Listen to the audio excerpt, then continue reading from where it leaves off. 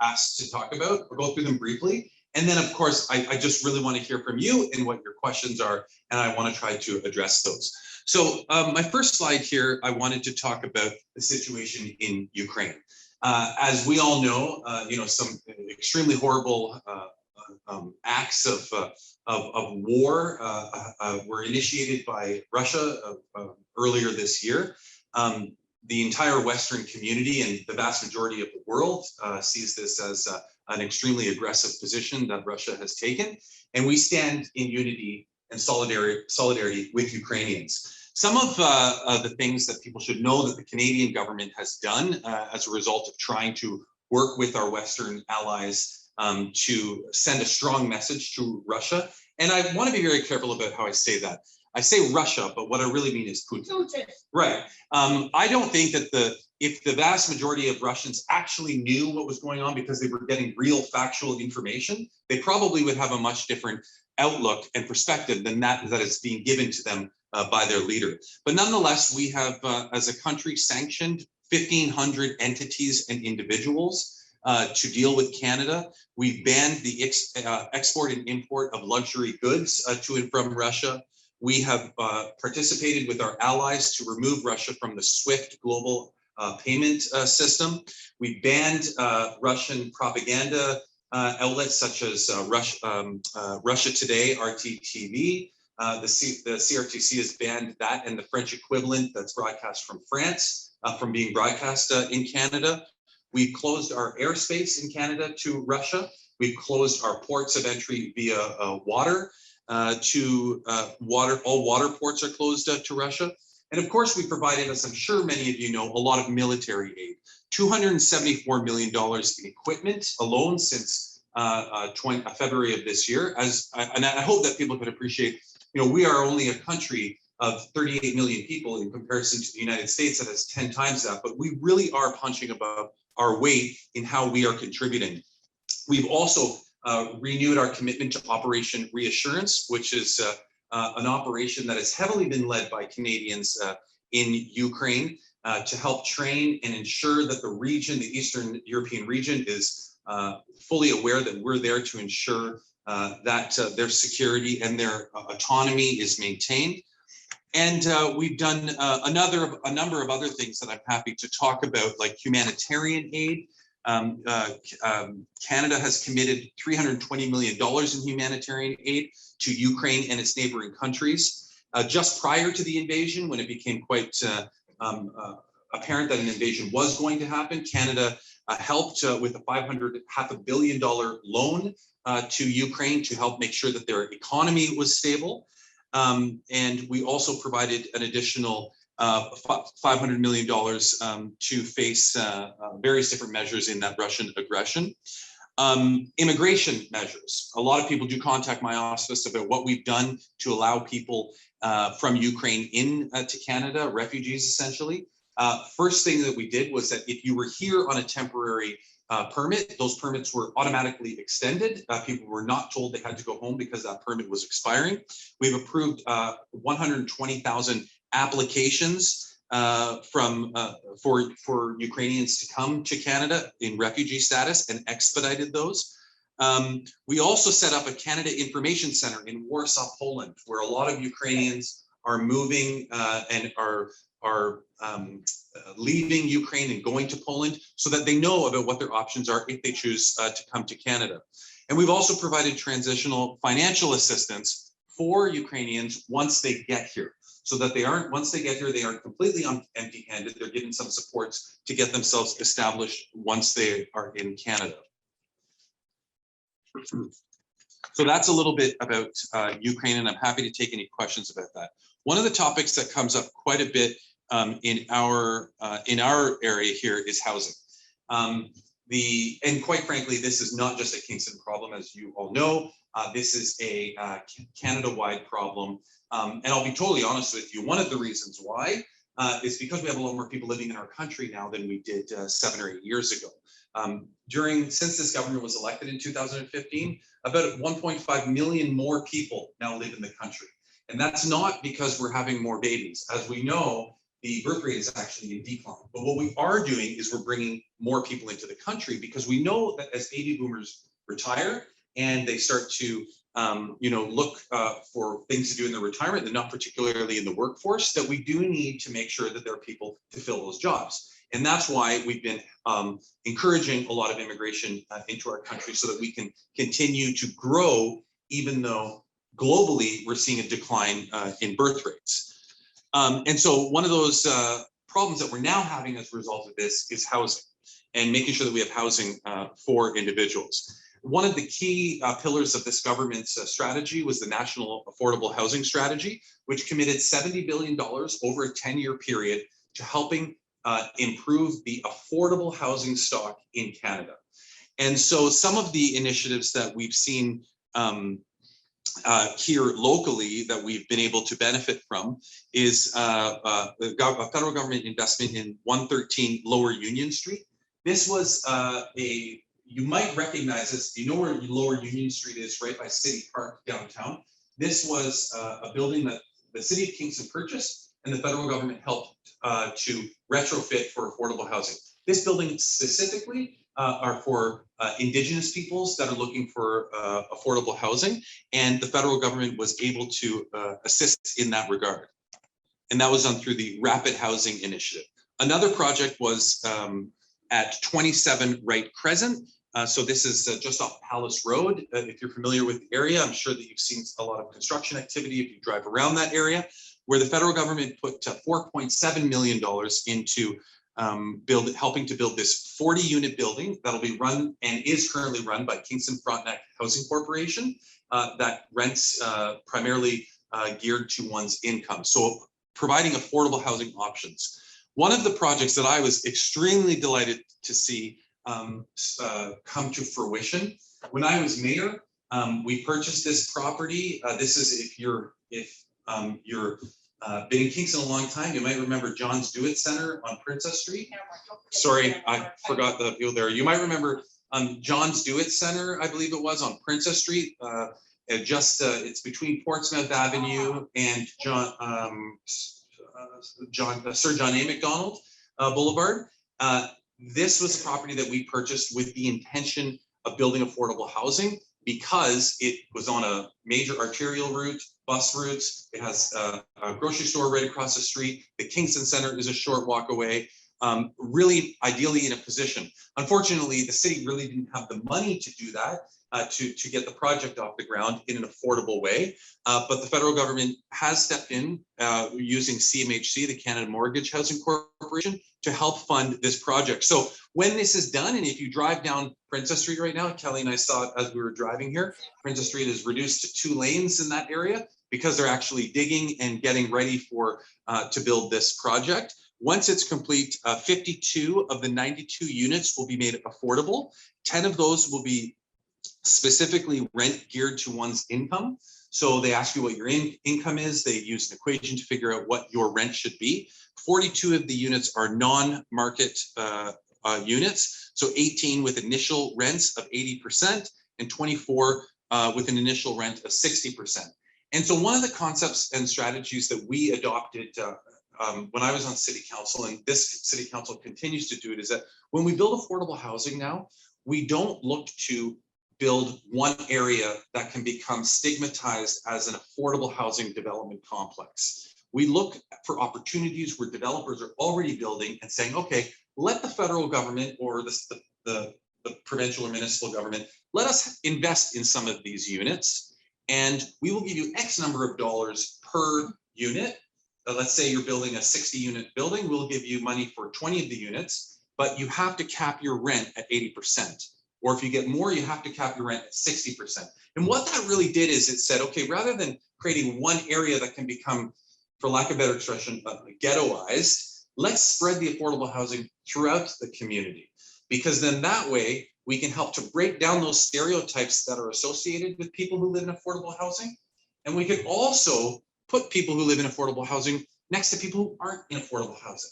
And it really was a win-win situation. I always remember a colleague of mine, Councillor Bill Glover from back in the day, who said the best form of affordable housing is when you don't realize it's affordable housing. You don't drive by and say, oh, that's affordable housing, because then you've truly integrated it into the community.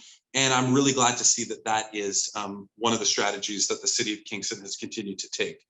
I'll talk quickly about electric vehicles, and you might wonder why. It's not because I drive one and I'm very proud of driving one, but because Kingston, believe it or not, is becoming we're becoming a center of excellence for electric vehicles. You know, it used to be back in the day that all vehicles were made in Detroit or Windsor or, you know, the Hamilton area. So it was more steel, but in various different parts of the country, and they were just there.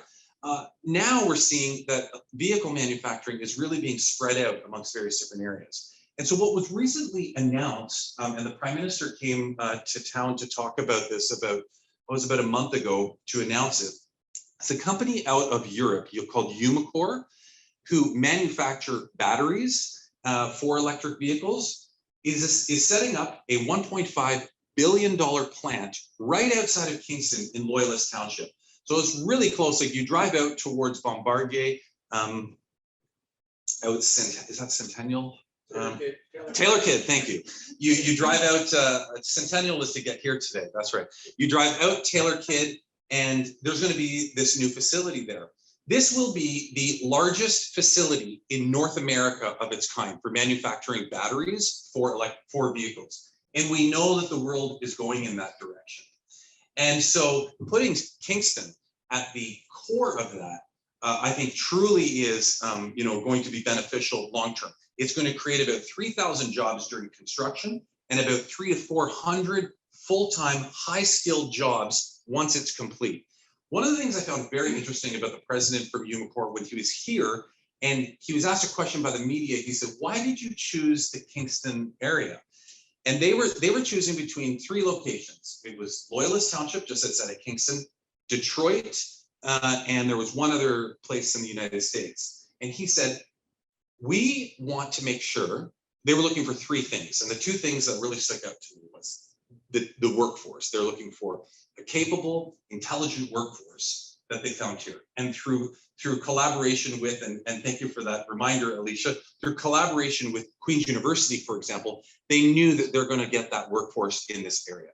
But one of the other things that I found super interesting was that he said, and you really, by this point, hadn't heard this kind of language come from corporations. It always seemed to come from people. He said, we're a company that creates a sustainable product. We want to make sure that sustainable inputs are going into our product. And since the vast majority of energy that we use will come from electricity in order to make this product, we picked Ontario because of the renewable energy and the clean energy. It's not all renewable, but we don't burn coal in Ontario anymore. So I found it very interesting that you now have companies that are out there saying, that have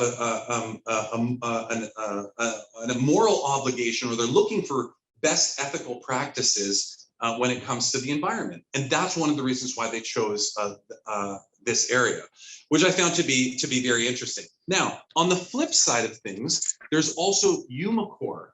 There's also Li-Cycle, which is another plant that you probably aren't aware of Li-Cycle, but they're located in Kingston's north end off the Hickson Street area. Li-Cycle is a company that recycles old batteries.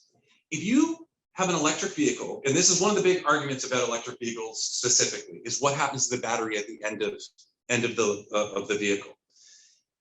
All batteries that are recycled in Canada right now, the vast majority come to Kingston, which I don't think a lot of people realize that. They come to this plant in Kingston where they are then, the components are separated out of it. The real commercially sought after stuff, or the byproduct, one of the byproducts is what they call black mass, which is then separated out into the individual components, lithium and whatnot, which is reused. I don't know the chemistry of it, but it happens right here in Kingston. And this is the other end of the life cycle. So we have Umicore setting up this plant that's going to manufacture batteries. We have life cycle that is now going to recycle them. They can take up to 95 or 96% of the battery and put it back into new commercial applications. So all of this is happening right here in Kingston. And I don't think that a lot of people were really aware of that. Now, one of and all of this feeds into one of the objectives, and I think this is my last or second last slide, one of the main objectives of the government, and that's with respect to getting to net zero by 2050. It is our goal, and a goal that has been set by world organizations, not just Canada, that we have to move in a direction of getting to net zero. And what that basically means is we will not put any more carbon into the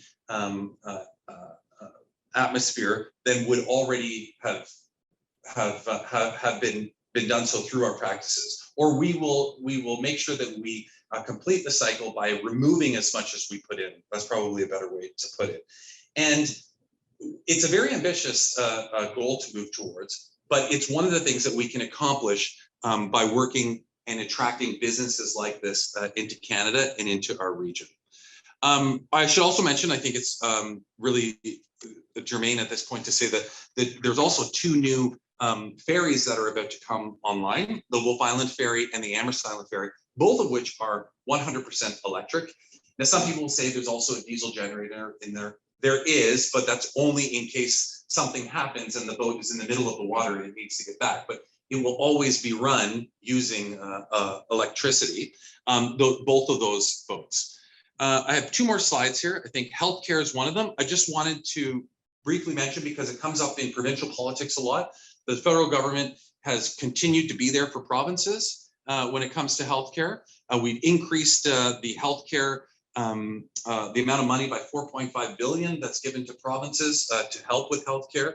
And we've also moved in the direction, largely in part because of our collaboration with the NDP, if I can be completely honest, to build dental care into the healthcare system that we have. What we're doing is we're starting it for families that make $90,000 or less, and it's starting with children 12 and under. And the objective is that by 2025, it will be fully implemented so that all families with an income of $90,000 or less will be fully covered for dental care.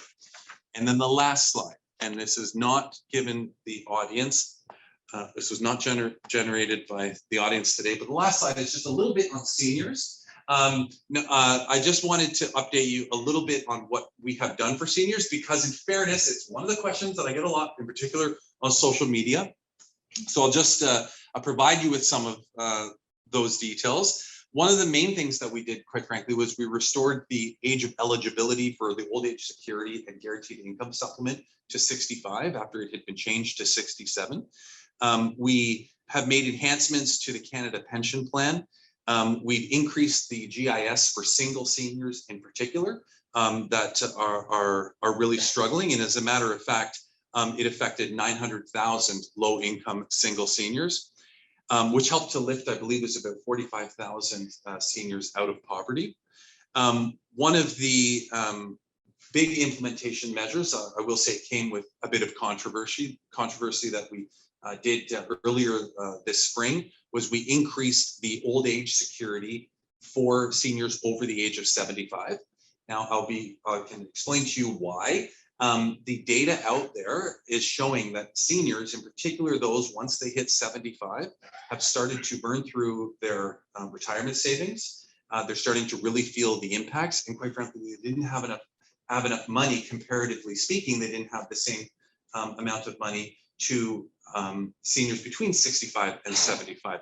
And so therefore, the government decided, rather than split the pot between the two age categories, give it all to the age category that really needed it. Now, there are always exceptions to that, and there are always, I hear lots of stories, and I'm aware of a lot of people that are between 65 and 75 that are also struggling. So I certainly do not want to diminish that at all. I just want to say that, it was driven primarily by the data and what the data was showing in terms of who really needed the money, so that it could help them not have to make the choice between food and medication, for example. And then the final last thing was the federal government also has established in budget to 2021, I believe it was a $90 million program to help seniors stay at home.